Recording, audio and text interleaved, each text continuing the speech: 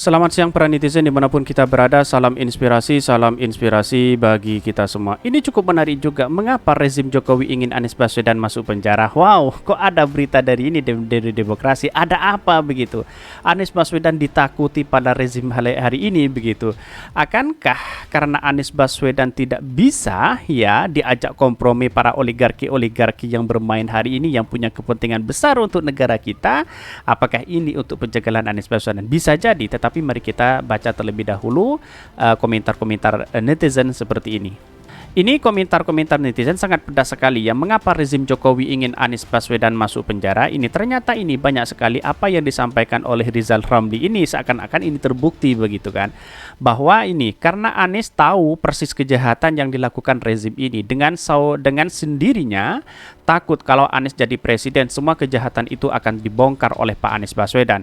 Kalau sendirinya mereka akan masuk penjara semua akibat kejahatan yang mereka perbuat selama ini. Jelasnya korupsi yang luar biasa di rezim ini. Semoga Allah Subhanahu wa taala yang melindunginya Bapak Anies Rashid Baswedan. Amin ya rabbal alamin.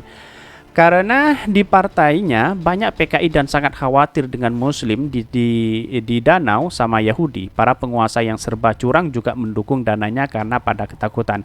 Padahal kalau penguasa di negeri seperti Indonesia ya nggak mungkin memenangkan pengusaha kalau mereka benar ini. Agar rezim tetap berkuasa selamanya, biarlah Anies di penjara agar nanti tidak juga bersama rezim di neraka. Mempersilahkan Anies masuk surga bersama orang baik. Kalau mau jujur, Anies adalah orang yang ikut berjasa mengantarkan Jokowi jadi presiden di 2014. Itu tidak bisa dipungkiri bagi siapapun yang berakal sehat. Rasanya tidak mungkin sekali rezim ini mau memenjarakan Anies Baswedan, apalagi kalau mau cari-cari kesalahannya. Ini banyak sekali yang mengkritik kepada Pak rezim ini begitu kan. Ya karena memang penjagalan banyak sekali kepada Anies Baswedan. Mulai dari Formula E, terus yang terbaru itu adalah terkait dengan bansos.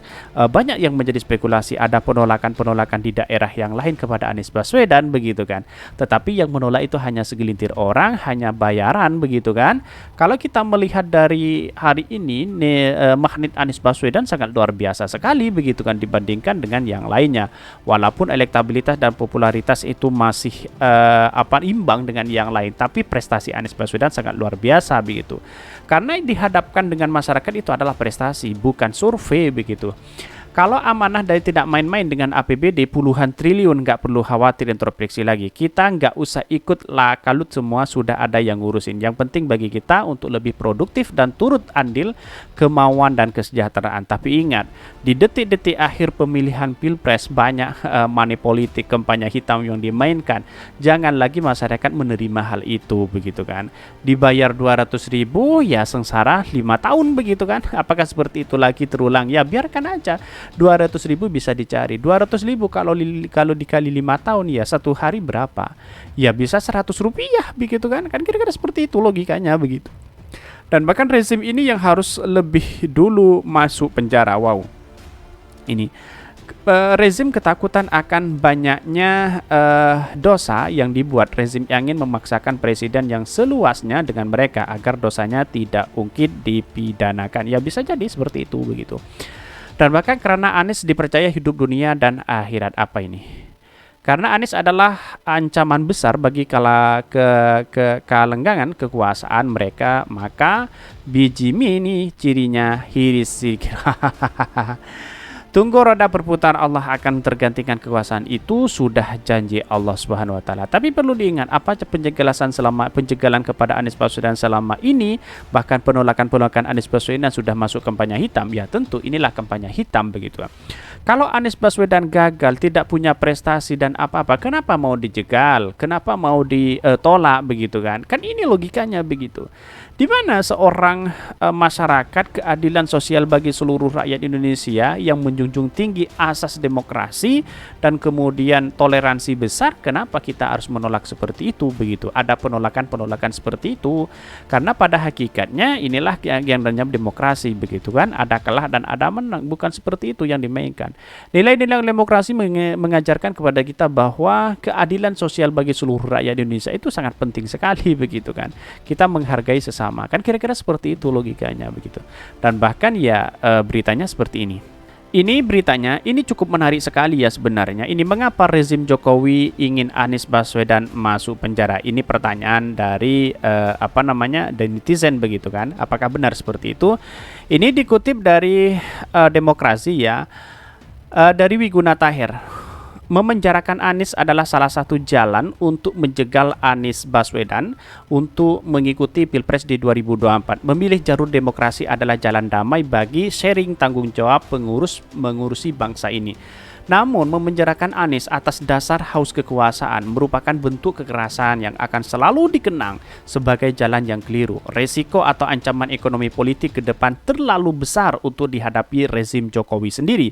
Bahkan isu memenjarakan Anies Baswedan sangat kencang setelah berbagai media memberitakan bahwa video yang diunggah Ketua Bapilu Partai Demokrat Andi Arief. Dalam video tersebut Andi Arief menyebutkan bahwa hanya ada 2 pasangan calon presiden yang akan bertarung di pemilu 2024. Selain itu, Andi Arief juga menyatakan Anies Baswedan tidak akan maju ke pemilihan presiden 2024 karena akan dijegal dan masuk penjara. Belakangan ini Andi Arief mengklarifikasi bahwa video tersebut dibuat untuk internal, bukan untuk diperluaskan. Sehubungan dengan beredarnya video wawancara saya, mohon untuk tidak dikutip. Pertama, itu dibuat internal. Kedua, ada beberapa bagian yang dipotong dan bisa membuat salah paham. Tweetnya Andi Arief itu. Meski demikian, Andi Arief mengklarifikasi video hanya kelangan internal, tapi Anda belum mengklarifikasi tentang isinya. Selain itu, saya pernyatakan Andi sepertinya memperkuat pernyataan SBY sebelumnya bahwa dia akan turun gunung meluruskan arah demokrasi karena adanya keinginan kekuasaan merekayasa pemilu hanya diikuti 2 calon presiden saja. Bahkan pemilu awalnya menganggap bahwa sepele realitas politik yang disampaikan Andi Arief dan SBY. Publik melihat apa yang dilakukan SBY sebatas apa yang mengamankan anaknya AHY yang bisa menjadi cawapres Anies Baswedan ketimbang urusan bangsa. Bahkan banyak spekulasi, kita kembali dikejutkan oleh berita dari koran Tempo yang memberitakan upaya Ketua KPK Firly Bahuri untuk memenjarakan Anies Baswedan. Maka di sini yang kemudian dalam berita yang viral di media sosial dari Tempo yang berjudul Manuver Firly menjegal Anies Baswedan, yang membuat antara lain Ketua KPK Firly Bahuri ditenggarai arus-menerus desakan atau mendesak satuan tugas pengusut kasus Formula E untuk menetapkan Anies sebagai tersangka. Ini kan bukti sekali begitu kan, nampak di mata depan kita sendiri begitu. Namun, tim pengusut kesulitan menemukan bukti permulaan. Tempo yang dikenal dengan kemampuan investigasi menguraikan bahwa Firly berusaha keras menjadikan Anies tersangka sebelum Anies ditetapkan sebagai capres oleh beberapa partai yang akan mendukungnya. Bahkan, investigasi Firly, intervensi dari Firly yang dengan mencari berbagai ahli seperti ahli hukum pidana, Profesor Romli Atmasasmita, untuk dirayu memberikan pandangan hukum bahwa Anies bisa jadi tersangka. Dalam berita ini, itu Romli menolak. Alhasil kita melihat rangkaian koeksistem pernyataan SBY dan Andi Arief dengan berita Tempo. Memang ada kecenderungan penguasa kekuasaan dalam merusak demokrasi saat ini. Bahkan memenjarakan Anies adalah salah satu jalan untuk menjegal Anies Baswedan untuk mengikuti di Pilpres 2024. Cara yang lainnya adalah mempertahankan PT Presidential Threshold yang tingginya 20%, menghalangi terbentuknya koalisi partai-partai yang bisa mengusung Anies Baswedan dan menghancurkan potensi logistik pengusung Anies Baswedan. Namun, cara ini kelihatan tidak akan sukses. Bahkan sebab koalisi pendukung Anies Baswedan yang dimotori oleh Surya Paloh semakin kamari, semakin solid. Ada 3 hal yang penting memotivasi penjagalan Anies Baswedan. Pertama, survei-survei dari Pilpres tentang Anies. Kedua, pandangan geostrategis Anies. Atau ketiga, trauma kekalahan Ahok di 2013. Soal survei-survei, kita harus membagi survei yang tergolong kredibel dan propagandis ya. Dari semua survei dengan jenis apapun atau manapun jenis masuk dalam 3 besar. Artinya sulit menyingkirkan Anies dari survei. Selanjutnya adalah survei kredibel. Kredibel bukan dalam pengertian research, validasi, dan reliabilitas, tapi lembaga surveinya. Yang ingin saya bahas adalah hasil survei dari CSIS Center for Strategic and International Studies terbaru. Lembaga yang didirikan oleh Orde Baru ini adalah lembaga think tank atau tertua terbesar di Indonesia, sehingga kepentingan lembaga ini untuk mempertahankan kredibilitasnya cukup tinggi. Nah, CSIS mengeluarkan survei terbaru yang menargetkan jika terjadi head to head ya antara Anies Baswedan Ganjar maupun Anies Prabowo, Anies menang. Anies lawan Ganjar 47,8%, 43,39%, Anies lawan Prabowo 48%, dan lawan Ganjar dan Prabowo 43,%. Bahkan apa kaget? Dari sisi metodologi konsep survei ya, dengan metode general to focus mulai 14 capres, pengecilan dari 7 capres, lalu ketiga capres, di akhir dari head to head adalah metode reiterasi atau penegasan, di mana responden berjenjang tanpa keraguan memilih calonnya. Alhasil, ya, sulit diragukan karena konsistensi responden dapat menunjukkan reliabilitas alat survei tersebut. Bahkan survei dari CSIS mengambil bahwa responden menilai dengan generasi Z 18-39 tahun, jumlahnya yang berdirikan 60%. Artinya apa? Artinya Anies Baswedan tetap menang di situ, begitu kan? Head to head dengan siapapun itu artinya Anies Baswedan menang. Bahkan ini bukti pembusukan terhadap Anies selama ini, baik dengan isu hukum, identitas Arab, non-Jawa, gagal membangun Jakarta, tidak mampu menghancurkan Anies Baswedan. Alasannya, penjagalan Anies Baswedan adalah pandangan geostrategis Anies. Selama ini, Anies terlihat dekat dengan Barat, berbeda dengan Jokowi yang dekat dengan Beijing. Terakhir atas Anies menjadi tamu keluarga Lee, penguasa Singapura, selama 5 hari beberapa minggu lalu. Bahkan, menjadi tamu keluarga Lee berbeda dengan beberapa elit kita yang hanya diundang oleh Raja Ratman Institute, Nanyang Technology University atau lembaga lainnya di Singapura. Diundang keluarga Lee artinya Anies tidak bisa diragukan oleh Barat dan Chinese Overseas Network. Artinya kedatangan Anies dengan Barat ya tentu mencemaskan Beijing yang selama ini berusaha mengendalikan Indonesia dari negara-negara ASEAN lainnya. Menurutnya, bahwa Rizal Dharma Putra mengangkat mantan duta besar Cina di Indonesia menjadi Direktur Asia Kementerian di Luar Negeri Cina merupakan simbol keseriusan Cina untuk tetap mendominasi politik Indonesia. Artinya kehadiran Anies Baswedan menjadi sebuah kecemasan. Artinya khususnya ya ketika pertarungan Barat Beijing semakin menegangkan di kawasan ini dan Laut Cina Selatan. Artinya ketiga, adanya benturan identitas yang simbol pada Anies Baswedan. Sejak pertarungan Anies Baswedan melawan Ahok di 2017 di Jakarta, orang-orang mengidentifikasi dari sebagai bukan identitas Anies, yakni bahwa Anies adalah ancaman besar bagi keberlanjutan dominasi mereka dalam era kepemimpinan Jokowi. 3 alasan penjagalan Anies di atas sebenarnya bukan problem Anies sendiri. Pertama, kemenangan seseorang dalam bingkai demokrasi adalah tanggung jawab bangsa ini secara keseluruhan. Upaya rezim Jokowi untuk merusak demokrasi dengan isu perpanjangan jabatan dan isu 3 periode semakin kemarin semakin mengecil. Akhirnya, upaya kelompok tersebut menjadikan Jokowi wakil presiden di 2024, mungkin mendampingi Prabowo. Namun rencana ini tidak dapat dukungan rakyat. Jikalau demokrasi dijalankan dengan dan Anies memenangkan pertarungan melawan Ganjar dan Prabowo, maka itulah pilihan terbaik rakyat. Tentu saja jangan sekali-kali mengintervensi kekuasaan.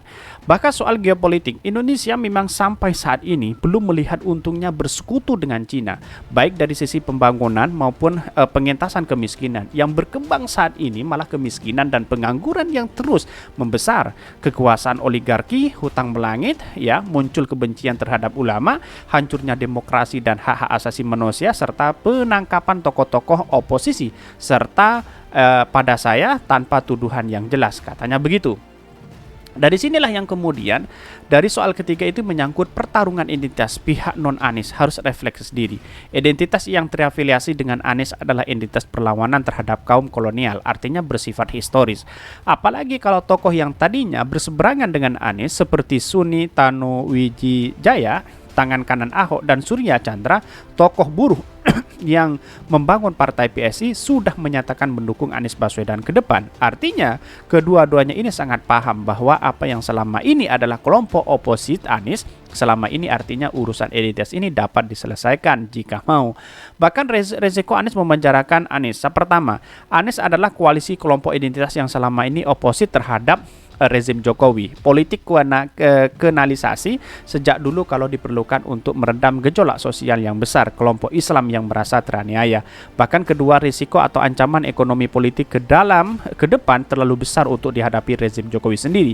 Jokowi, Luhut Panjaitan, dan Sri Mulyani sudah menyinggung ini berkali-kali.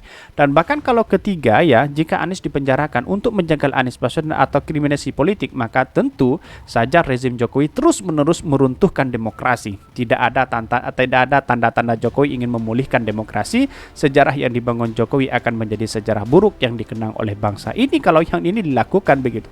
Tetapi perlu diingat, inilah demokrasi begitu kan. Ada yang pro dan ada yang kontra. Tetapi dari narasi ini ada setuju, ada yang